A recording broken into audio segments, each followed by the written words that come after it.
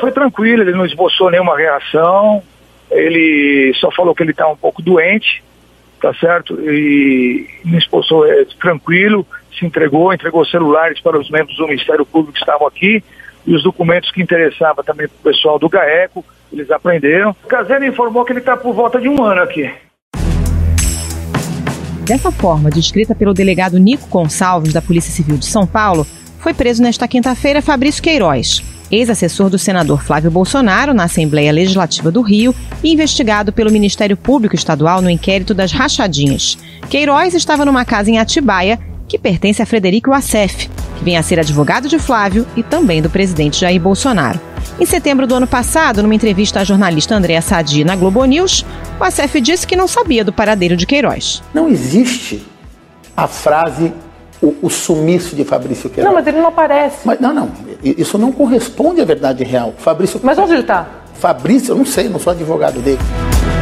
Frederico Wassef é um homem próximo à família Bolsonaro. Na véspera da prisão de Queiroz, ele estava em Brasília, na posse do novo ministro das Comunicações. Enquanto o advogado abrigava Queiroz em sua casa, a família Bolsonaro negava manter contato com o ex-assessor, como Flávio, nesse vídeo de outubro do ano passado. Em primeiro lugar, eu não tenho mais nenhum tipo de contato com ele há quase 1 ano. Nunca mais falei, e a última notícia que eu tive foi pela imprensa que ele estaria tratando do seu câncer no estado de São Paulo. Promotores afirmam ter obtido provas de que Queiroz pagou, inclusive, mensalidades da escola das filhas de Flávio em outubro de 2018.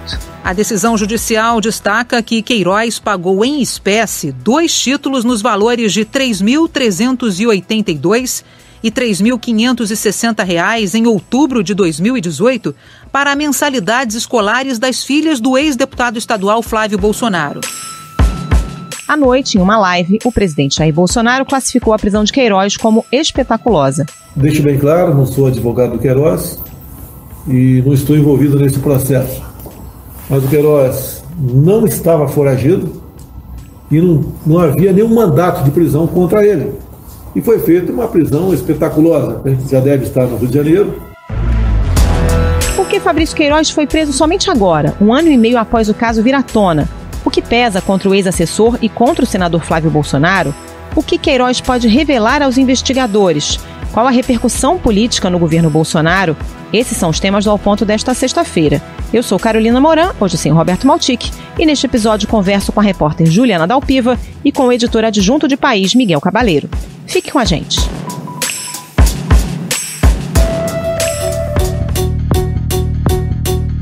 Juliana Dalpiva, esse caso Queiroz já veio à tona há muito tempo. O que justifica, o que mudou para que Fabrício Queiroz tenha sido preso agora? A prisão do Queiroz, depois de todo esse tempo, Carol, tem a ver com justamente essa surpresa que foi a descoberta de que ele estava na casa do sítio, né, do Frederico Wassef, em Atibaia, no interior de São Paulo. O Frederico Wassef, para que todo mundo lembre, é o advogado do senador Flávio Bolsonaro, que defende o senador na investigação sobre essa questão da rachadinha, né, a devolução de salário dos servidores do gabinete do Flávio. Faz algum tempo, o Ministério Público trabalhou dados apreendidos em celulares, foi um trabalho da Coordenadoria de Inteligência. Ali se apreenderam algumas provas, né, que levavam a esse endereço lá em Atibaia. E o Ministério Público fez até campana, ficou cerca de 10 dias tentando confirmar se de fato ele estava lá. E quando se teve certeza de que ele estava lá, nesse endereço, aí eles pediram a prisão e resolveram decretar. Também foram achados nessa investigação mensagens da mulher do Queiroz, né? E ela também teve a prisão preventiva decretada, dizendo que ele, apesar de estar ali escondido, ele continuava mandando recados, né? E, enfim, também que está no despacho do juiz Flávio Itabaiana é que tem uma preocupação dos investigadores e do judiciário com a questão da obstrução de justiça, de que ele estivesse constrangendo testemunhas para não ter avanço no caso. Numa conversa telefônica com a mulher dele, Fabrício promete interceder junto a milicianos pessoalmente quando estivesse no Rio, demonstrando sua periculosidade por ainda manter influência sobre o grupo criminoso.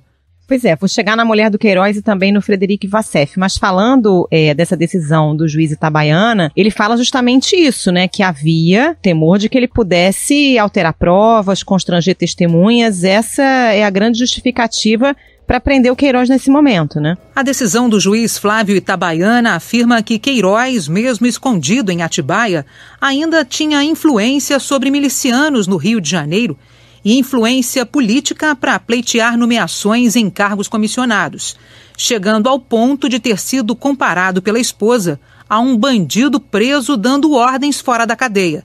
Segundo o juiz, isso demonstra que ele poderia ameaçar testemunhas e outros investigados e ser um obstáculo para a apuração dos fatos. Sim, e já tinham alguns indícios disso, Carol. Quando o Ministério Público fez a medida cautelar em dezembro, né, o Ministério Público pediu uma medida cautelar de busca e apreensão em vários endereços do Fabrício Queiroz, do senador Flávio, na loja dele de chocolates aqui no Rio, e também nos familiares da Ana Cristina Schieravalli, que é a ex-mulher do presidente Jair Bolsonaro, lá em Resende, de uma turma lá de umas 10 pessoas que foram assessores do Flávio. Ali naquele documento do Ministério Público já tinha menções das mensagens da Daniele Nóbrega, que é a mulher daquele miliciano Adriano Nóbrega, que morreu em fevereiro desse ano. Queiroz também indicou para o gabinete a mãe e a ex-mulher do antigo amigo e parceiro Adriano da Nóbrega, aquele que foi companheiro de Queiroz na operação que terminou com uma morte. O ex-capitão do BOPE foi denunciado como chefe de um grupo de milicianos e assassinos de aluguel. Ele foi morto este ano numa operação policial que tentava prendê-lo na Bahia. A Daniele comentava, né, a questão da demissão dela, que ela tinha sido comunicada pelo Queiroz, e mensagens dele para ela no WhatsApp que diziam para ela não prestar depoimento, para ela pegar dicas com um advogado. Então, assim, ele estava orientando ela.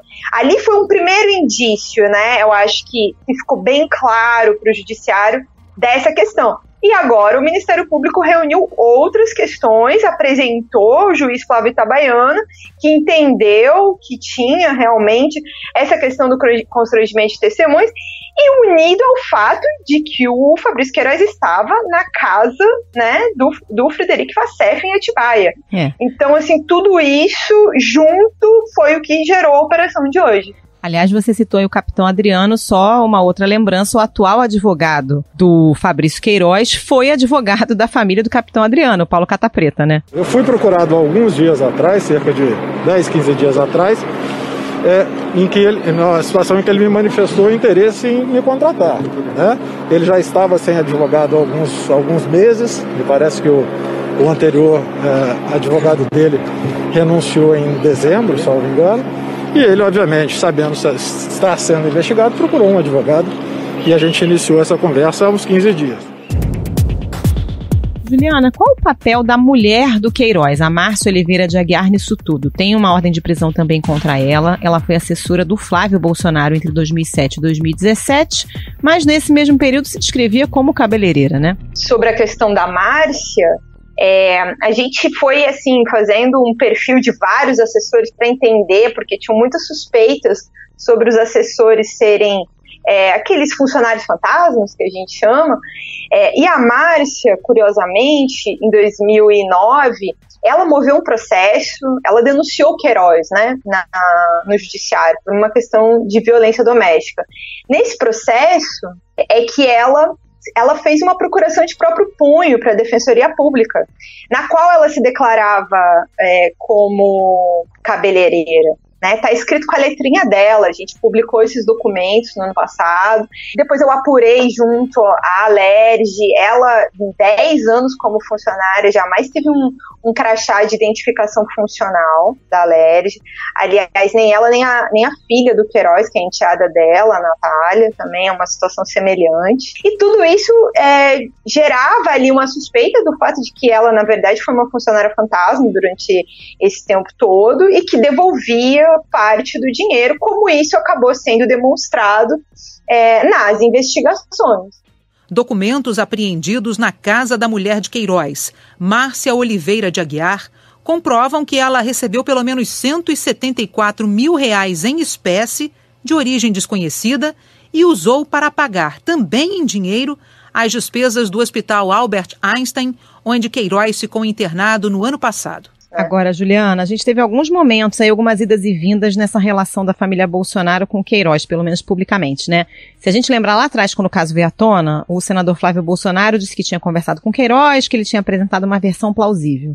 Depois começou um afastamento, né? Eles dizendo que não tinham mais contato com Queiroz e tudo mais.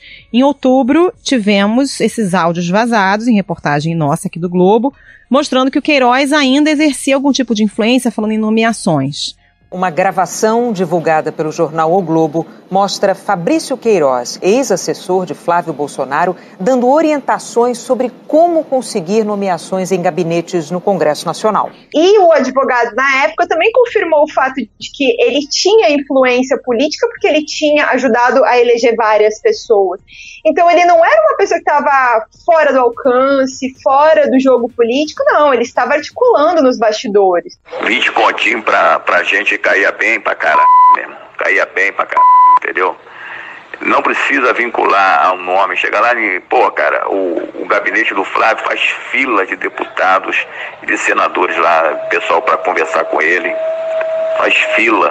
Pô, é só chegar, meu irmão, nomeia fulano aí pra trabalhar contigo aí. Saláriozinho bom desse aí, cara, pra gente que é pai de família, cai igual uma uva. Mais recentemente, esse mês passado, agora de maio, o senador Flávio Bolsonaro chamou o Fabrício Queiroz de um cara correto. Você ficava ligando pro Queiroz, botava assessor pra ligar pra ele, pra saber onde eu tava, pra ir atrás de mim na campanha, que sabia que o Queiroz estava do meu lado, trabalhando, um cara correto, trabalhador. E agora ele é encontrado na casa do Frederic Vassef, advogado do Flávio e também do presidente Jair Bolsonaro. Só pra gente entender o que isso representa. O Vassef é mais que um advogado, ele é uma pessoa muito próxima da família, né? Sim, é uma pessoa muito próxima da família e é uma pessoa com quem eles convivem pelo menos desde ali 2013 para 2014. São vários anos de contato, assim. O Vassef atuou para o Bolsonaro, presidente, em outros casos. Essas questões das falas do presidente, essas questões envolvendo decoro parlamentar. Eu sou estuprador agora. Olha, jamais estuprar você que você não merece. Então, assim, ele estava na casa do presidente Jair Bolsonaro no dia da eleição, do segundo turno, quando o presidente foi eleito. Ele era uma das pessoas que estava lá comemorando a vitória junto com o Bolsonaro. Então, ele tinha ali uma intimidade muito grande e tem uma confiança muito grande, até pelo jeito dele, que é meio assim parecido com o presidente, no jeito de falar. Ele defende o presidente de um jeito muito enfático e do mesmo jeito os filhos do presidente. Eu moro em Brasília, estou no dia a dia aqui com o presidente e com a família Bolsonaro. E eu conheço tudo que tramita na família Bolsonaro. Por isso também, Carol, uma curiosidade da operação de hoje, a operação foi batizada de Anjo. E ela foi batizada de Anjo porque Anjo era o apelido do Vassef no clã ali bolsonarista, pela maneira como ele cuidava. E, enfim, agora é muito difícil de saber como é que vai ser para ele ficar, né? Muita gente falando ali próxima que não tem condições dele continuar na defesa do Flávio. Só que aí acho também importante mencionar, Carol, que assim, por mais que ele fosse bem visto por um grupo, ele também era muito mal visto por outras pessoas próximas ao Flávio. Muita gente achava e criticava ele pela maneira como ele atuava junto aos tribunais aqui no Rio, pela maneira como ofendia, né, assim, de algum jeito o magistrado, o Ministério Público, o Judiciário. Então, essas referências críticas às instituições eram mal vistas por outros advogados de outros investigados e também por pessoas do governo e ali apoiadores do presidente que achavam que ele também às vezes mais atrapalhava do que de fato defendia o presidente.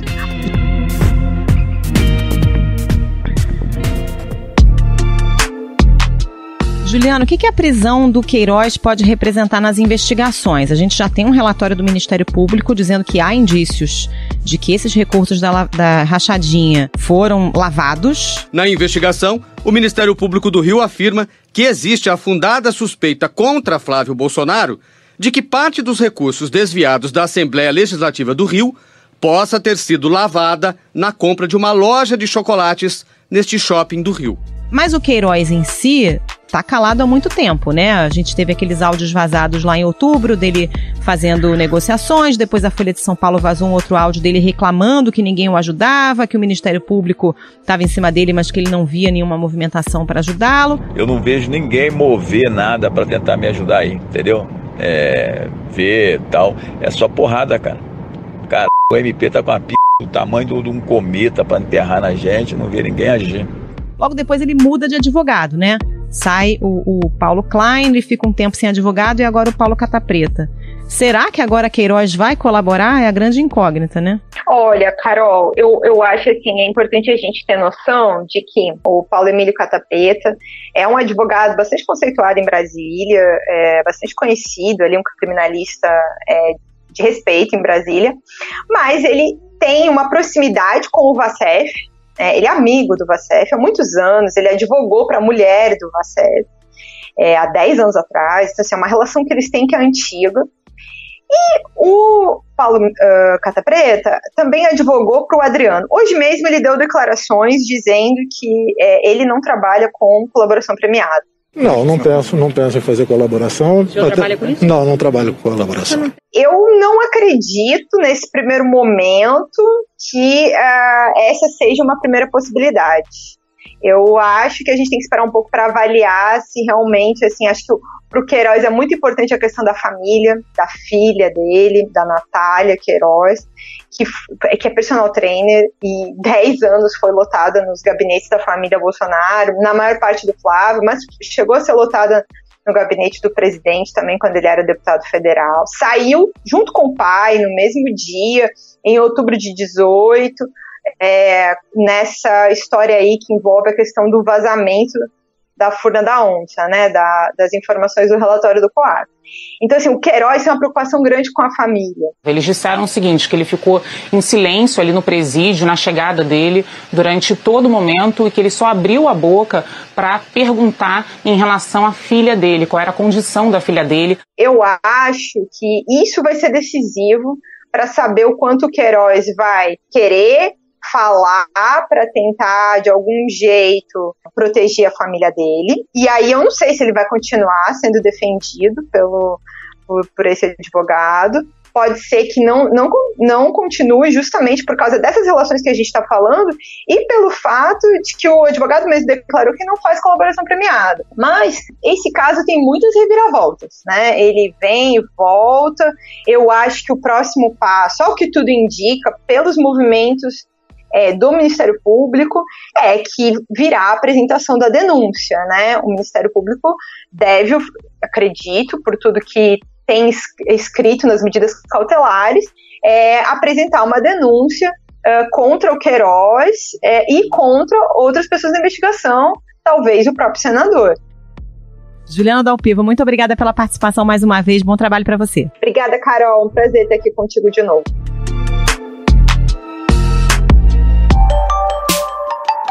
Miguel Cabaleiro, Fabrício Queiroz, encontrado numa casa que pertence a Frederico Vacef, que vinha a ser advogado do Flávio Bolsonaro e também do próprio presidente da República, Jair Bolsonaro. Qual é o impacto disso para o presidente? Pois é, cara, o Queiroz apareceu na casa do advogado do Flávio Bolsonaro, advogado que também defendeu o presidente Jair Bolsonaro em outros casos de relação próxima, está toda hora no Palácio do Planalto, no Palácio da Alvorada. Na última quarta-feira mesmo estava no Palácio do Planalto, na posse do ministro das Comunicações, o Fábio Faria. Isso, evidentemente, aproxima ainda mais esse caso da rachadinha do Flávio Bolsonaro, que é o caso que mais desgastou a família presidencial, vamos dizer assim, durante todo o governo, porque tem todos os indícios, enfim, é um caso de suspeita de corrupção, né? Isso traz ainda para mais próximo do Palácio do Planalto e do próprio presidente essa história. Caso da minha esposa, a mesma coisa. Eu que emprestei para ele dinheiro. Eu conheço o Queiroz desde 85, foi meu soldado na Brigada Paraquedista. Se Se ele cometeu algum deslize, ele que responda, pô. Não sou eu. Vem a se somar a outros problemas jurídicos aí, judiciais do próprio presidente e de vários aliados seus, inclusive dos filhos, né? Pois é, a semana não tá nada fácil pro governo Bolsonaro, né, Miguel? Não tá. Se a gente for recuperar esses últimos dias, na segunda-feira houve uma operação da Polícia Federal naquele inquérito que investiga atos antidemocráticos. Foi presa a extremista Sara Geromini. Na terça-feira, também esse mesmo inquérito, o Procurador-Geral da República pediu e a Justiça e o Supremo concedeu a quebra de sigilo de vários deputados aliados do presidente Jair Bolsonaro. A quebra dos sigilos bancários atingiu o senador Harold de Oliveira e 10 deputados federais. Daniel Silveira, Júnior Amaral, Ottoni de Paula, Caroline de Toni, Carla Zambelli, Alê Silva, Bia Kicis, General Girão, Giga Peixoto e Aline Sleutes.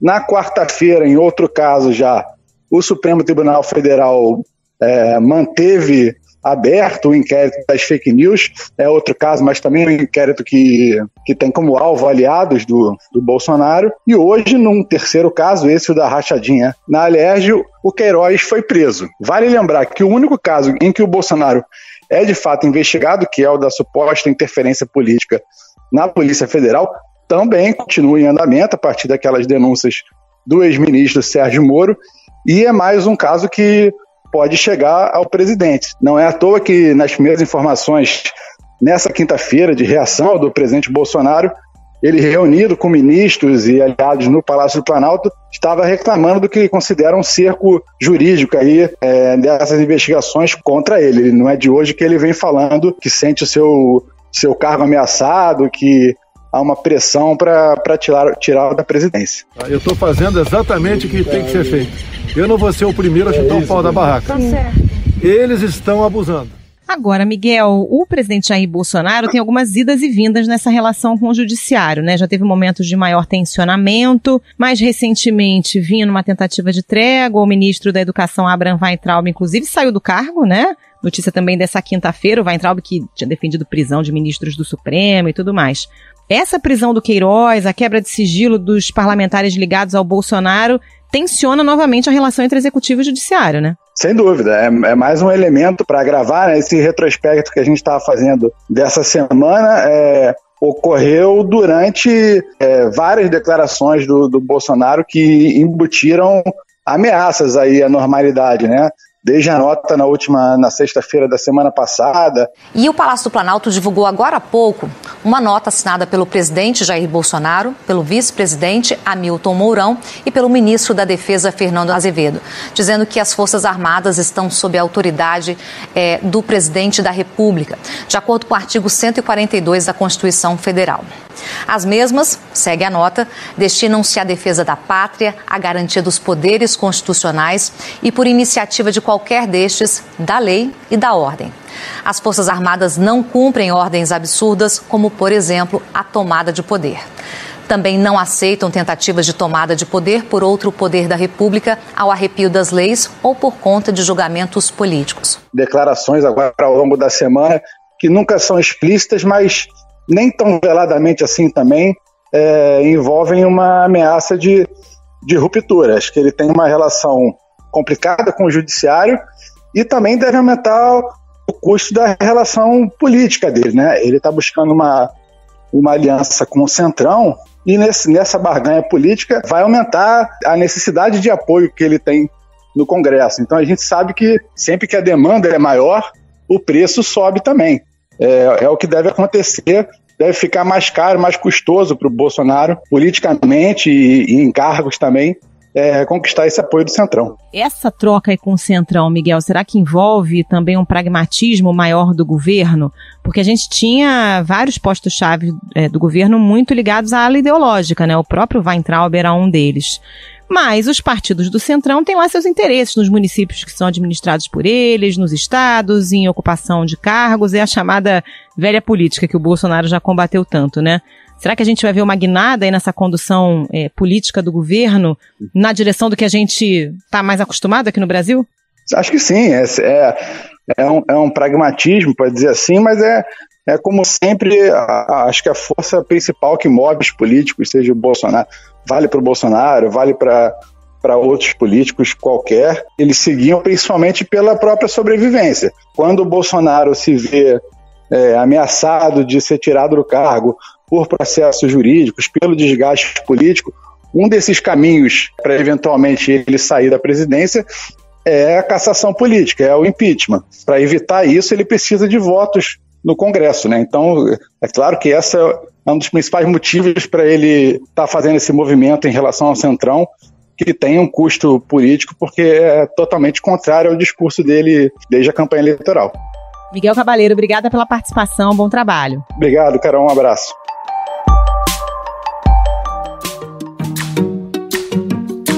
Esse foi o Ponto de Hoje, o podcast diário da redação do Globo. Nessa conversa a gente conta com a participação de toda a equipe do jornal, as mesmas pessoas que levam até você informação e análise de qualidade todos os dias.